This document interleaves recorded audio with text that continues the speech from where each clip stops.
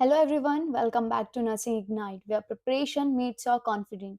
आज का सेशन बहुत ही स्पेशल होने वाला है क्योंकि आज के सेशन में हम बात करने जा रहे हैं एक कंप्लीट रोड मैप, एक complete strategy to crack all the nursing examination.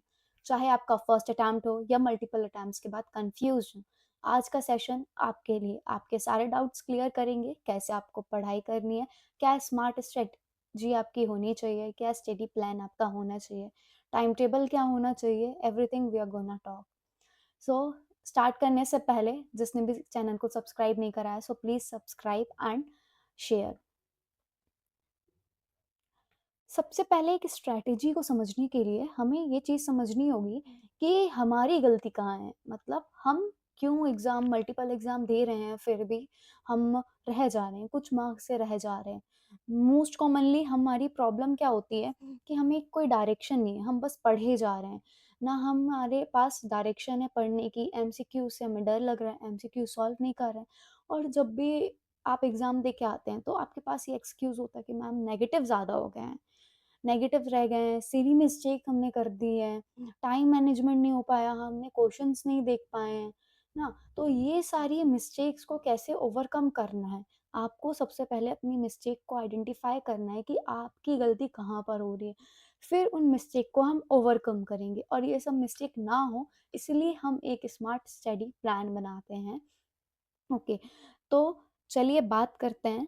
यदि आपको सबसे पहले पढ़ाई करनी है, एक अपनी प्रिपरेशन स्टार्ट करनी है, तो हम दोनों चीज़ों पे बात करेंगे, जो बिगिनर्स हैं और जो जिनका सिलेबस कंप्लीट हो चुका है, जो मल्टीपल अटेम्प्ट्स दे चुके हैं, फिर भी सिलेक्शन कहीं न कहीं नहीं हो रहा है, कुछ मार्क्स से रह जा रहे हैं। तो दोनों के लिए क्या स्टडी प्लान होना चाहिए, हम दोनों टॉपिक पे बात करेंगे।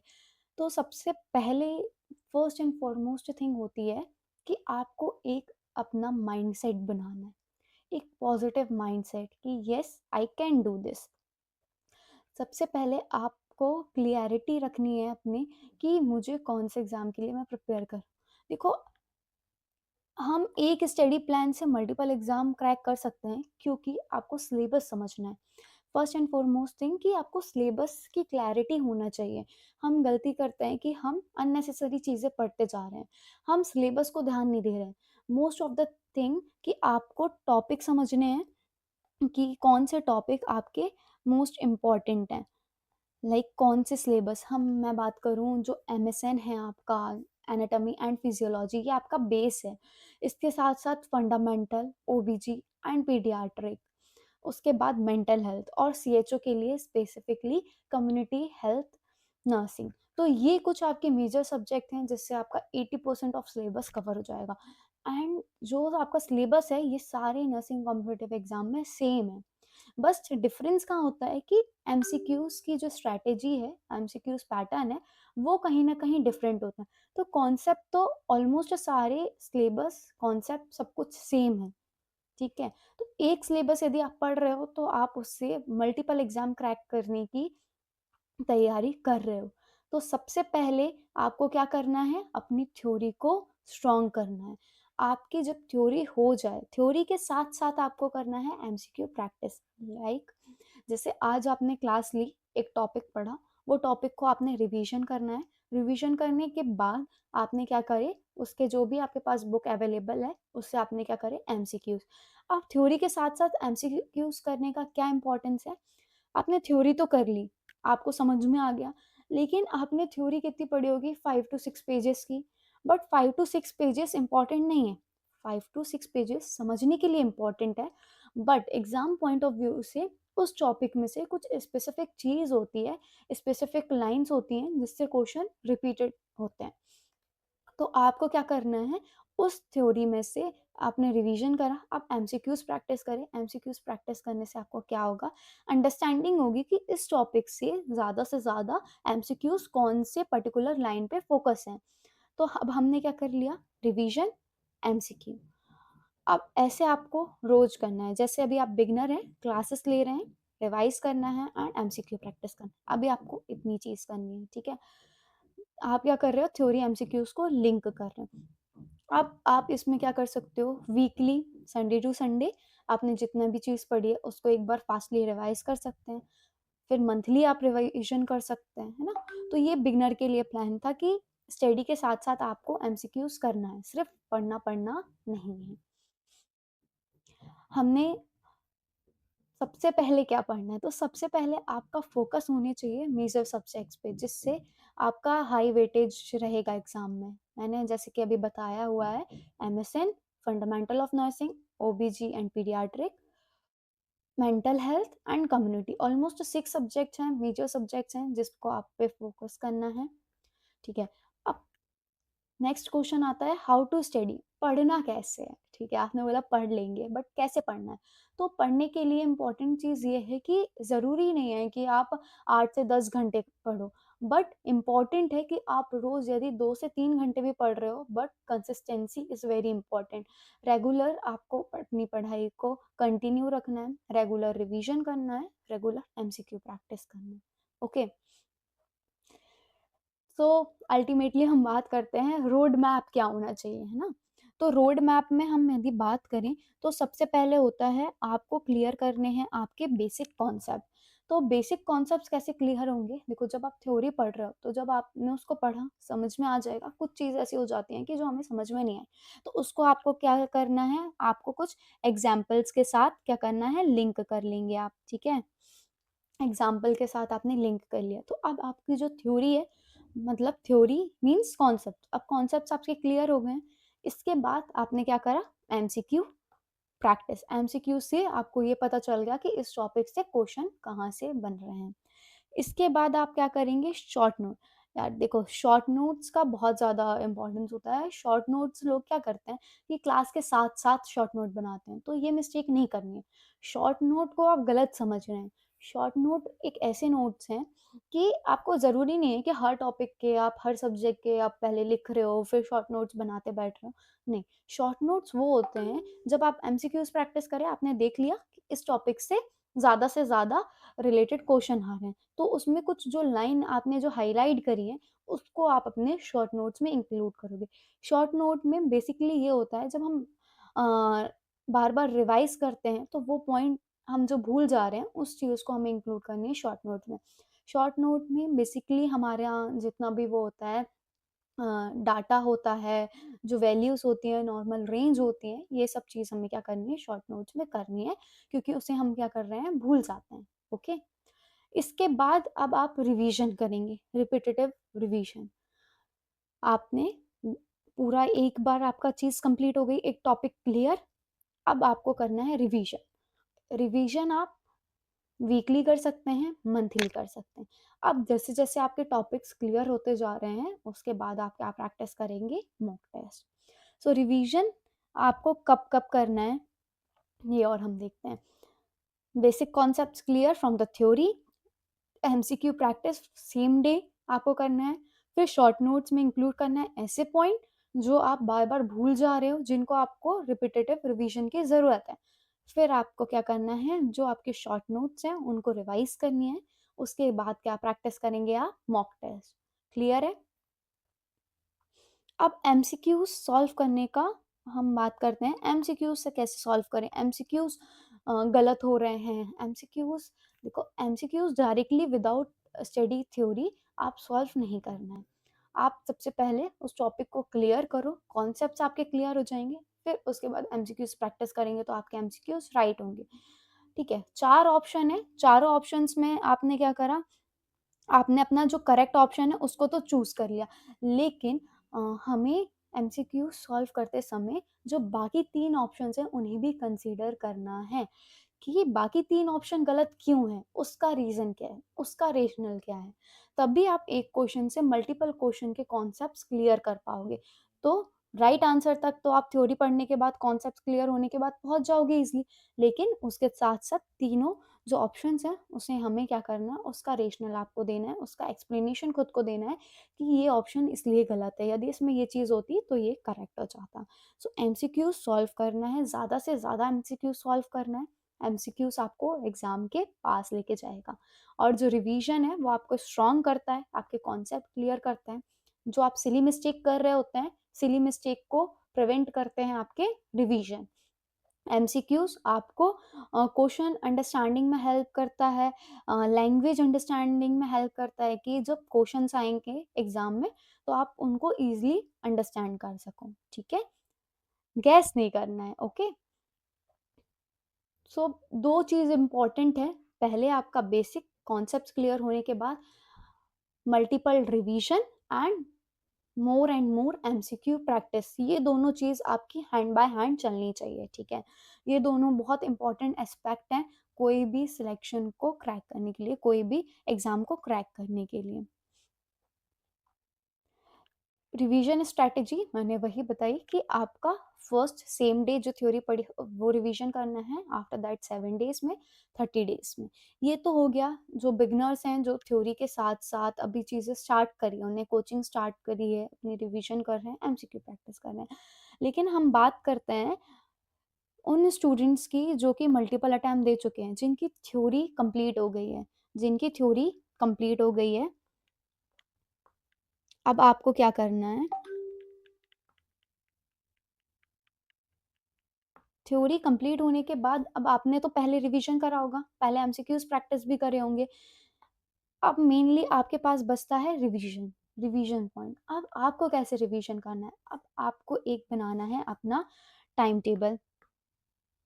टाइम टेबल कैसे बनाएँगे अब आप?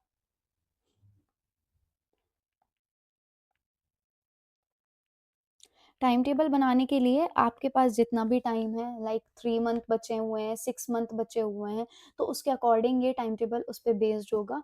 लाइक 3 मंथ हैं, 4 मंथ हैं कोई भी एग्ज़ाम के लिए, तो आपको क्या करना है, जो फर्स्ट 2 मंथ हैं, 3 मंथ के अकॉर्डिंग हम लेके चलते हैं। सो फर्स्ट 2 मंथ है, उसमें आपको क्या करना है, आपके जितने भी सब्जेक्ट्स हैं, उन सब की थ्योरी को अच्छे से रिवाइज़ करना है, डिटेल में अच्छे से पढ़ना है। उसके बाद उसके साथ-साथ आपको क्या करना है, एमसीक्यू प्रैक्टिस करनी है। लाइक 1 मंथ में 2 मंथ में आपने टाइम टेबल बना लिया 10-10 डेज़ का, अच्छे से पढ़ना है ना डिटेल में, कि आप पहली बार पढ़ रहे हो, फिर से उसको 10-10 डेज़ को सब्जेक्ट में डिवाइड कर लिया।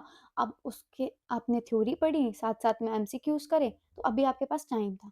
अब जो लास्ट 1 मंथ होता है ना, उसकी स्ट्रैटेजी बहुत इम्पोर्टेंट होती है। सो जो लास्ट 1 मंथ है, अब आपका क्या था, मैंने बोला कि पूरी थ्योरी कंप्लीट हो गई है ना? थ्योरी कंप्लीट कर लिया आपने।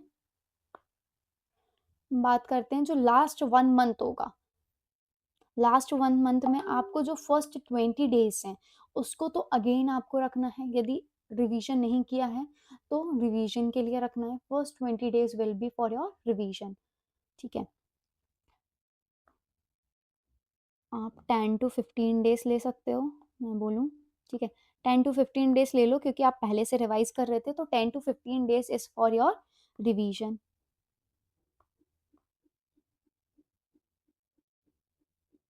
इसके बाद हम बात करते हैं कि बचे हुए जो 5 डेज़ हैं, उसमें आप क्या करेंगे, प्रैक्टिस करेंगे, और एक हमारे 10 डेज़ और बच रहे हैं, है ना? सो देखो, फर्स्ट 10 टू 15 डेज़ तो आपने क्या करा, रिवीजन करा। फिर 10 डेज़ मल्टीपल आपको क्या करना है, एमसीक्यू प्रैक्टिस जितने ज़्यादा हो सके, मॉक टेस्ट प्रैक्टिस करना है, मॉक टेस्ट देने हैं। और जो लास्ट के 5 डेज़ हैं, उसमें आप क्या देखेंगे, इमेज बेस्ड क्वेश्चन की प्रैक्टिस करना है ज़्यादा से ज़्यादा। आईबीक्यूज़ को आपको प्रैक्टिस करनी है, ठीक है? तो लास्ट 1 मंथ की आपकी स्ट्रैटेजी क्या होगी, 10 टू 15 डे फॉर रिवीजन, उसके बाद 10 डेज़ ज़्यादा से ज़्यादा mock test and MCQ practice, पूरी एक-एक बुक कंप्लीट करनी है। और जो लास्ट 5 डेज़ होंगे, उसमें आपको क्या, इमेज बेस्ड क्वेश्चन और जो आपकी वैल्यूज़, जो डाटा हैं, जो नॉर्मल रेंज है, उनको आपको रिवीजन करना है, ठीक है? सो ये तो होगा आपका लास्ट मोमेंट का जो रिवीजन स्ट्रैटेजी और स्टडी प्लान। अब हम बात करते हैं मॉक टेस्ट। मॉक टेस्ट क्या होता है? मॉक टेस्ट लाइक जो आपके स्टडी के जो एग्ज़ाम के सैंपल पेपर होते हैं, उन पे बेस्ड होते हैं। हमने बोला कि जो सिलेबस है, वो 80% हर एग्ज़ाम का सेम है, पर डिफरेंस कहाँ होता है? एमसीक्यूज़ में, ठीक है? उसके लैंग्वेज में क्वेश्चन एक ही टॉपिक से पूछा है, बट पूछने की जो लैंग्वेज है, जो तरीका है, जो आंसर होंगे, वो डिफरेंट हो जाएँगे। तो वो हमें चीज़ समझनी है एग्ज़ाम पैटर्न के थ्रू। तो इसके लिए आपको अलग-अलग, जैसे कि नॉरसेट है, उसके आपको मॉक टेस्ट देने हैं, ईएसआई, सीडी, ट्रिपल एसबी। सो जो सिलेबस अलग-अलग है, उसके अकॉर्डिंग आपको मॉक टेस्ट प्रैक्टिस करनी है। मॉक टेस्ट से आपको बहुत हेल्पफुल होते हैं। मॉक टेस्ट से जो आप मिस्टेक कर रहे थे, जैसे टाइम मैनेजमेंट की, तो वो ओवरकम कर सकते हैं। आप टाइम मैनेजमेंट करना सीख जाओगे। जब आप मॉक टेस्ट दोगे, आपके मार्क्स अच्छे नहीं आ रहे होंगे, आप नेगेटिव में जा रहे हो, तो ये सारी मिस्टेक्स हैं, या आइडेंटिफाई कर सकते हो और करेक्ट टाइम पे उस चीज़ को आप क्या कर सकते हो, इम्प्रूव कर सकते हो। सो यदि आपके नेगेटिव ज़्यादा हो रहे हैं मॉक टेस्ट में, जब आपने देखा, रिजल्ट एनालाइज करा, नेगेटिव बहुत ज़्यादा हो रहे हैं, तो आप क्या करना है, आपको जो आंसर नहीं आ रहा है, तो रैंडमली उसको गैस नहीं करना है, गलत आंसर नहीं करना है। कोशिश करो कि 100 क्वेश्चन दे रहे हो, यदि आपको 50 भी बन रहा है एक्यूरेसी के साथ, तो 50 अटेम्प्ट करो और फिर अपना रिजल्ट एनालिसिस करो। और यदि आप 80 कर रहे हो, 50 बन रहे थे, 80 कर रहे हैं, बट पूरे नेगेटिव में चले जा रहे हो, तो ये कहीं न कहीं आपको सिलेक्शन से पीछे लेके जा रहा है। तो अपनी जो आपको मेन चीज़ है, एक्यूरेसी को मेंटेन करना है, कि कितने एक्यूरेटली जो आपको आंसर आ रहे हैं, उनको प्रैक्टिस करो। तो मॉक टेस्ट से आपको क्या होगा, टाइम मैनेजमेंट सीखोगे, नेगेटिव कम करना सीखोगे, अपनी एक्यूरेसी को मेंटेन करना सीखोगे, स्पीड मेंटेन कर पाओगे। क्वेश्चन एग्ज़ाम में छूटेंगे नहीं, लास्ट क्वेश्चन तक आप रीड करना है आपको एग्जाम में। Okay, so mock test is very very helpful.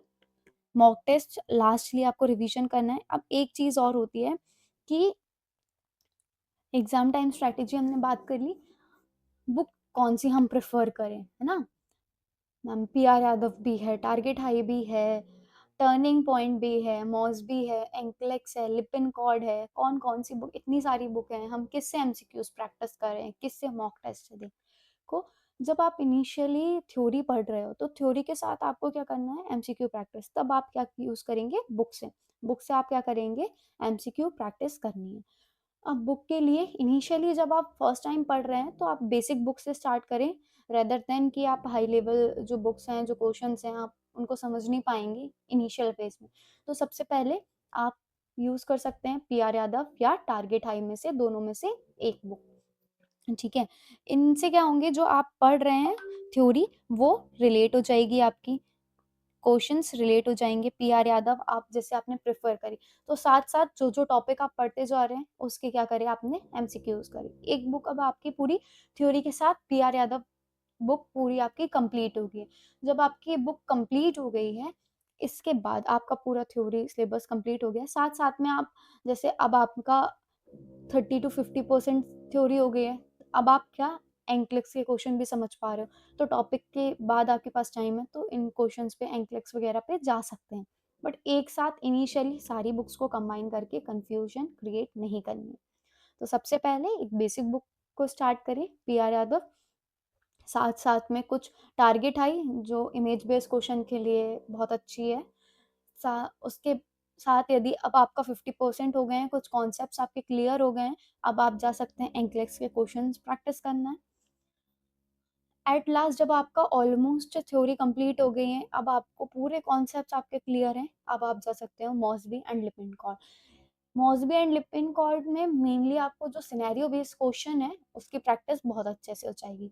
सो सबसे पहले लेकिन मैं बोलूँगी कि अपने हमें क्या करना है, बेस को स्ट्रॉन्ग करना है, जिससे हम सिली मिस्टेक नहीं करें। अभी बेस ही क्लियर नहीं है और हम जा रहे हैं सिनेरियो बेस्ड क्वेश्चन पे, तो ये गलत है। तो बेस क्लियर नहीं है, तो सिनेरियो बेस्ड क्वेश्चन कैसे सॉल्व होंगे। तो पहले अपने बेस को आपको क्या करना है, स्ट्रॉन्ग करना है। कॉन्सेप्ट्स क्लियर करने के लिए बेसिक बुक पे फोकस करो, बेसिक बुक से भी काफ़ी सिलेक्शन हो जाते हैं। तो ऐसा नहीं है कि आप हाई एंक्लेक्स और लिपिन कॉर्ड पढ़ोगे, मॉस भी पढ़ोगे तभी सिलेक्शन होगा, नहीं। पी आर यादव या टारगेट हाई में से एक बुक पकड़ो, उसको अच्छे से रिवीजन करने हैं, उसके क्वेश्चंस अच्छे से प्रैक्टिस करने हैं। उसके बाद आप एंक्लिक्स, लिपिन कॉर्ड, मॉसबी पे जा सकते हो सिनेरियो बेस्ड क्वेश्चन प्रैक्टिस करने के लिए।